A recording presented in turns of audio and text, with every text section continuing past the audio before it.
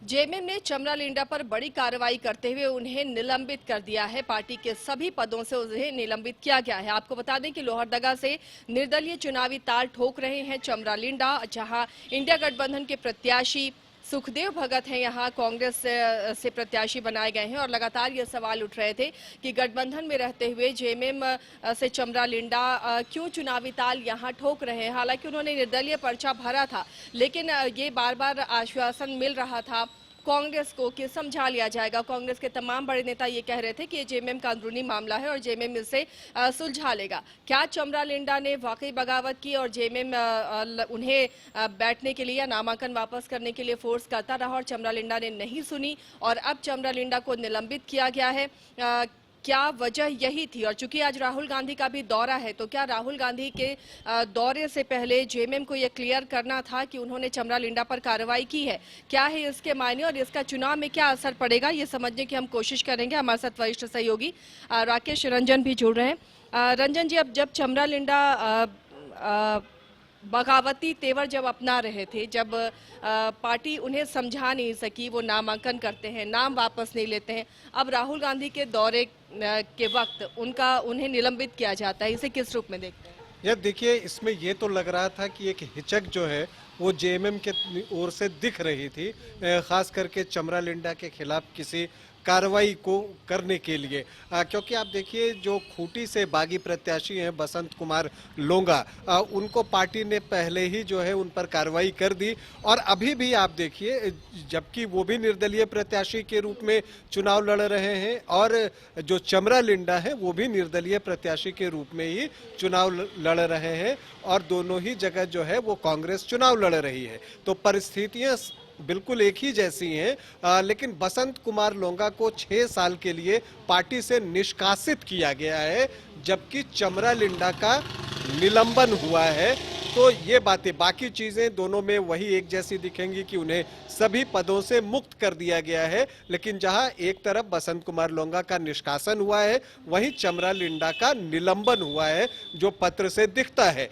तो एक ये चीज आपको यहाँ पर फर्क दोनों में देखने को मिलेगा। अब मुझे लगता है कि इसके बाद जो है, चूंकि लोबिन हेम्ब्रम भी बोरियो से चुनाव लड़ने की तैयारी में है, तो मुझे लगता है कि वहाँ भी निलंबन की ही प्रक्रिया जो है वो होगी। मैंने ये पहले भी कहा था, कई बार जब चर्चाएं हमने की है, तो मैं बार बार ये कह रहा था कि चमरा लिंडा का जो मैक्सिमम हो सकता है वो निलंबन ही होगा। इसके पीछे जो है कुछ टेक्निकल रीजंस भी है और इसी वजह से जो है वो चमरा लिंडा जो है निलंबित किए गए हैं। क्या इन दोनों का बड़ा जनाधार होना भी एक वजह है? क्योंकि देखिए, लोबिन हेम्ब्रम अभी नहीं, बहुत पहले से वो बगावत कर रहे हैं, लेकिन उन पर एक्शन नहीं पार्टी ले रही है। अब तो वो राजमहल से वो चुनावी ताल भी ठोक रहे हैं। तो ऐसे में क्या इन नेताओं का बड़ा जनाधार जेएमएम को रोक रहा था? देखिए, जो कद होता है नेता का वो काउंट तो करता ही है और ये मानना पड़ेगा कि चमरा लिंडा हो या लोबिन हेम्ब्रम हो, उनका एक जनाधार तो है। लेकिन इसके अलावा जो एक और वजह है कि दोनों जो है अभी एमएलए भी हैं, विधायक भी हैं, तो एक टेक्निकल पेच यहाँ भी फंसता है कि अगर आप उनका निष्कासन करते हैं जो कि विधायक हैं, तो फिर आप उनके खिलाफ व्हिप जारी नहीं कर सकते। जब पार्टी का व्हिप जारी होगा तो वो मानने के लिए जो है निष्कासित विधायक जो होता है वो उसको मानने के लिए विवश नहीं होता, जबकि जो निलंबित विधायक होगा उस पर वो व्हिप जो है लागू होता है। तो मुझे लगता है कि चूंकि ये दोनों जो है अभी विधायक है, तो इस वजह से भी पार्टी जो है इनके निष्कासन से बच रही है। इसके अलावा 6 महीने के बाद विधानसभा का चुनाव भी होना है, वो भी एक बात है, क्योंकि वहां पर जो है इनसे बातचीत करके चीजों को सामान्य करने की कोशिश की जा सकती है, वो चीजें हैं। और एक बात जो आपने जो शुरुआत में कही वो मुझे बहुत मार्के की लगती है कि देखिए, राहुल गांधी आ रहे थे, अब तक विलंब हो रहा था, बसंत कुमार लोंगा पर कुछ दिनों पूर्व ही कार्रवाई की जा चुकी थी, लेकिन अब चूंकि राहुल गांधी आज आ चुके थे झारखंड, तो इसके बाद जो है जेएमएम के पास कोई और रास्ता नहीं बचा था। इसलिए भी नहीं बचा था क्योंकि दोनों जगह कांग्रेस कैंडिडेट थे। तो आप जो है राहुल गांधी के सामने ये संदेश देना चाहते हैं कि देखिए, हम गठबंधन धर्म का पालन कर रहे हैं और जो भी प्रत्याशी गठबंधन के प्रत्याशी के खिलाफ चुनाव लड़ेगा, भले ही वो हमारी पार्टी का क्यों ना हो, उस पर जो है कार्रवाई की जाएगी। यानी जेएमएम भी सरकार के आंकड़े में, सरकार की सेहत में कोई दिक्कत ना हो, उस आंकड़े को जुटाने की भी कोशिश और साथ ही गठबंधन धर्म का पालन भी हो, उसकी भी कोशिश। और जो ये बड़े चेहरे हैं, जो जेएमएम के बड़े नेता हैं, उन पर भी किसी तरह की सख्त कार्रवाई ना हो, इसका भी ख्याल रखा जा रहा है, क्योंकि अब कुछ ही महीनों में यहाँ विधानसभा के चुनाव होने हैं। तो ऐसे में इन चेहरों की भी जरूरत पड़ेगी, क्योंकि ये दोनों ही, लोबिन हेम्ब्रम की बात करें या चमरा लिंडा, दोनों बड़े चेहरे और अपने अपने विधानसभा क्षेत्र में इनकी मजबूत पकड़ है। जी हाँ, बिल्कुल। देखिए, चमरा लिंडा जो है वो विधायक का चुनाव लगातार जीतते रहे हैं बिशुनपुर से। इसके अलावा लोकसभा के चुनाव में भी उनका प्रदर्शन हमेशा अच्छा रहा है।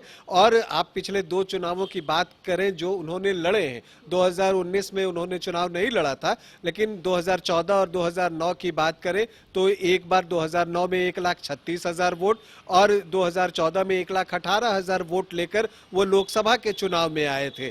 तो वो जनाधार वाले नेता हैं और इसमें किसी को कोई संशय नहीं है। और इसलिए उनके मामले में और लोबिन हेम्ब्रम के मामले में जेएमएम भी कदम जो है बहुत फूक फूक के रख रहा है। और दूसरी तरफ अब लोबिन हेम्ब्रम की बात कर लीजिए, बोरियो से जो है वो कई बार विधायक रहे हैं, लगातार जीतते हैं, उनका भी जो है अपना एक जनाधार है। और मुझे नहीं लगता कि उसे बहुत डिस्टर्ब करने की कोशिश की जाएगी, चूंकि जो विधानसभा का चुनाव होगा, चूंकि इस बार सरकार जो है जेएमएम और कांग्रेस की है, तो जो एंटी इनकम्बेंसी फेस करना है वो राज्य सरकार को करना होता है। तो ऐसी परिस्थिति में कोई अतिरिक्त जोखिम लेने का मुझे नहीं लगता कि योजना जो है वो बनेगी और कोशिश की जाएगी कि सभी को समझा बुझा कर जो है साथ में जोड़ा जाए। और चूंकि जब आप असेंबली इलेक्शन लड़ते हैं तो वहां पर जो है सीटों की संख्या भी बढ़ जाती है। यहाँ सिर्फ लोकसभा के चुनाव में 14 सीटें होती हैं, तो आप सभी को जो है खुश नहीं कर सकते। तो आप विधानसभा में जाते हैं तो वो सीटों की संख्या बढ़ जाती है, तो आप ज्यादा लोगों को एकोमोडेट कर पाते हैं। तो मुझे लगता है कि विधानसभा के पहले इन चीजों को सुलझाने का, सल्टाने का प्रयास जो है जेएमएम की तरफ से होगा। लेकिन ये एक बड़ी खबर है कि चमरा लिंडा को जो है निलंबित किया गया है, लोकसभा चुनाव से पूर्व किया गया है। हालांकि अब सिर्फ 1 सप्ताह का ही वक्त रह गया है। आज 7 तारीख है, 13 तारीख को वोटिंग है, मतलब कि 6 दिन की आप बात कर लीजिए। तो इस 6 दिन पहले जेएमएम के कार्यकर्ता है, अब वो किस तरह एक्ट करेंगे, या ये उनके लिए भी मुश्किल है। और कितनी जल्दी गांव में ये खबर पहुंच पाती है, ये भी एक बात है, क्योंकि देरी तो हो चुकी है और वो बातें वहां पहुंचती हैं या नहीं। और इसके अलावा देखिए, चमरा लिंडा का अपना जनाधार है। जब हम 2009 और 14 की बात करते हैं, उस वक्त भी वो जेएमएम के टिकट पर चुनाव नहीं लड़ रहे थे या किसी राष्ट्रीय पार्टी के टिकट पर चुनाव नहीं लड़ रहे थे। वो एक बार तृणमूल के टिकट पर चुनाव लड़ रहे थे 2014 में, और 2009 में वो ऑलमोस्ट निर्दलीय थे। तो उनकी अपनी पकड़ है उन वोटों पर। और ये बात जेएमएम भी अच्छे से जानता था कि अगर चमरा ने एक बार विचार कर लिया है तो वो चुनाव लड़ेंगे। ये बातें हमने भी कई बार चर्चा में पहले की थी और कहा था कि अगर एक बार चमरा लिंडा ने तय कर लिया है कि वो चुनाव लड़ेंगे तो फिर उन्हें मनाना जो है वो आसान नहीं होगा। चलिए, तो फिलहाल चुनावी मैदान में तो हैं चमरा लिंडा, भले ही पार्टी ने उन पर कार्रवाई की है, उन्हें निलंबित किया है पार्टी ने। इसका क्या असर अब चुनावी मैदान में पड़ता है, क्या ये सुखदेव भगत को राहत दे सकता है, या अभी भी उसी तरह त्रिकोणीय मुकाबला लोहरदगा में रहेगा? जेएमएम के कार्यकर्ता अब किसका साथ देंगे, क्या वो अपने नेता चमरा लिंडा का साथ देंगे या फिर पार्टी का जो आदेश है उसका साथ देंगे? इस पर बहुत कुछ निर्भर करता है। अब जब चमरा लिंडा पर कार्रवाई हुई है तो अब देखना है लोबिन हेम्ब्रम पर पार्टी क्या कार्रवाई करती है, क्योंकि लोबिन हेम्ब्रम भी राजमहल से चुनावी ताल ठोक रहे हैं। लेकिन वहां अलग बात यह है क्योंकि जेएमएम के कैंडिडेट ही है विजय हांसदा, और जेएमएम से ही लोबिन हेम्ब्रम भी वहां पर बगावती तेवर अपनाए हुए हैं और वो भी चुनावी मैदान में है। तो ऐसे में ये जंग जो लोकसभा चुनाव की है वो झारखंड में काफी दिलचस्प होती नजर आ रही है। तमाम अपडेट के लिए आप बने रहिए न्यूज़ बाइस्कोप के साथ। फिलहाल इतना ही।